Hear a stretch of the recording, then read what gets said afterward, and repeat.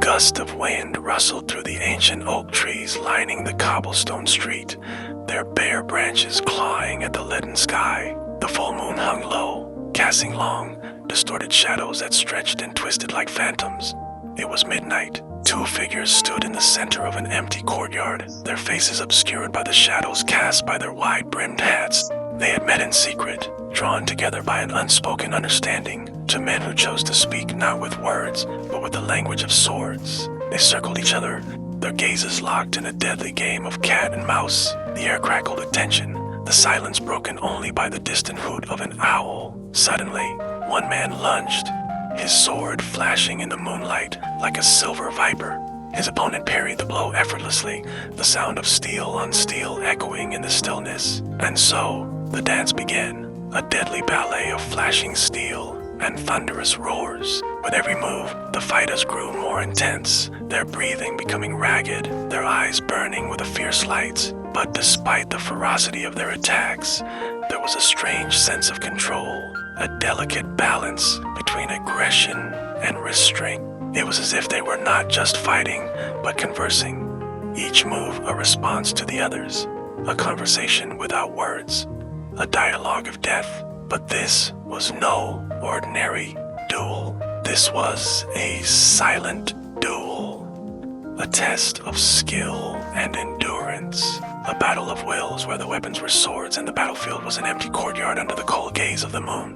Their movements were fluid, almost hypnotic. They slashed and thrust, parried and riposted, their swords singing a deadly duet. The rhythm of their dance quickened, the tempo rising to a fever pitch. The air around them hummed with energy as they spun and leaped, their blades flashing in the darkness. The smell of ozone filled the air, the metallic temps of blood mingling with the scent of sweat and leather. One of the men stumbled, recovering quickly, but not before his opponent pressed his attack. The other man gasped, his breath misting in the cold air. He raised his sword to defend himself, his muscles tensed, ready to unleash a counter. But something in his sense was off, his movements slower, his breathing heavier. Was fatigue beginning to take its toll, or was there more to this momentary lapse? The man with the silver blade pressed his advantage, his attacks becoming more aggressive, his movements faster, more precise. With a swiftness that belied his exhaustion, his opponent riposted, forcing his enemy back. For a moment, the two men were locked in a deadly embrace, their swords intertwined in a deadly knot of steel. Then suddenly, the man with the silver blade made a move, a risky maneuver that left him exposed, vulnerable. His opponent hesitated, his eyes narrowing in assessment, and in that instant of indecision, the man with the silver blade struck with a fluid motion. He disengaged, feinting left, then lunging right, his sword aimed at his opponent's heart. The other man's eyes widened in surprise. He raised his sword to block, but it was too late. The silver blade pierced his defenses, tearing open his shirt, grazing his chest. Blood welled up, staining the man's dark clothing a deeper shade. He stared down at the wound, shock giving way to anger. He roared, a primal sound that echoed in the stillness of the night. In that moment, the fight seemed to change. The man's movements became more frantic, his attacks more desperate, fueled by a sudden surge of adrenaline and rage. He lunged again and again, forcing his opponent to retreat, his breathing heavy, his face contorted with effort. But the man with the silver blade held his ground, his movements economical, precise. He parried and riposted, his sword a blur of silver in the darkness. The courtyard became a whirlwind of flashing steel and grunts of exertion, the air thick with the scent of sweat and blood. But as quickly as the fury had come, it vanished. The man's attacks slowed, his breathing calmed, the wild look in his eyes fading away, replaced by a strange serenity. Slowly, he lowered his sword, the tip of the blade sinking into the soft earth. He looked up at his opponent, a wry smile touching his lips. Despite the blood staining his clothes, he seemed strangely at peace. The man with the silver blade watched him, his expression unreadable. After a long moment, he sheathed his sword. The moonlight glinted off the polished metal, the sound echoing in the stillness.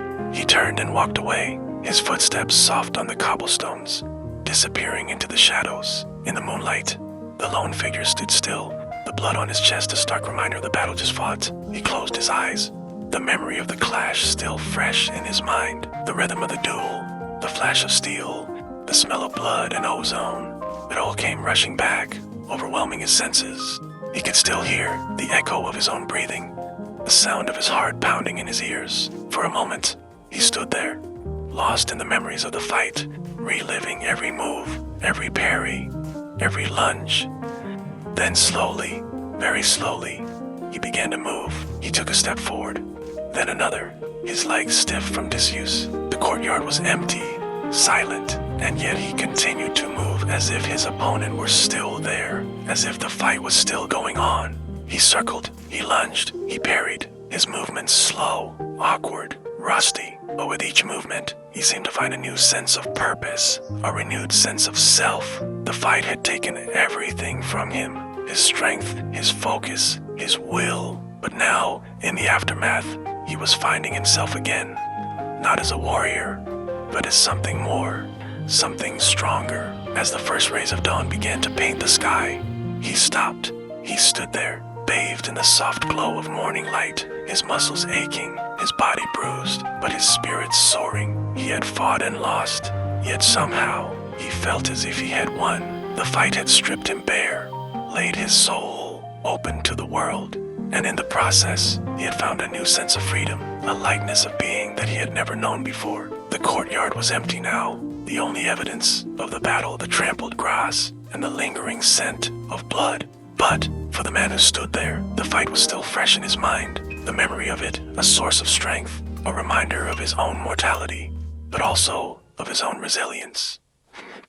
He had faced death and lived to tell the tale, and in doing so, he had become more than he had been before, more alive, more aware, more human.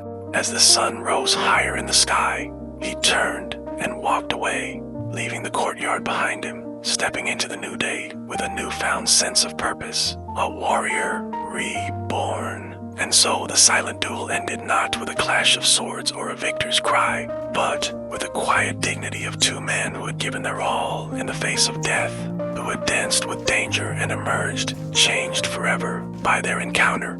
For in the end, it was not just their swords that spoke, but their souls.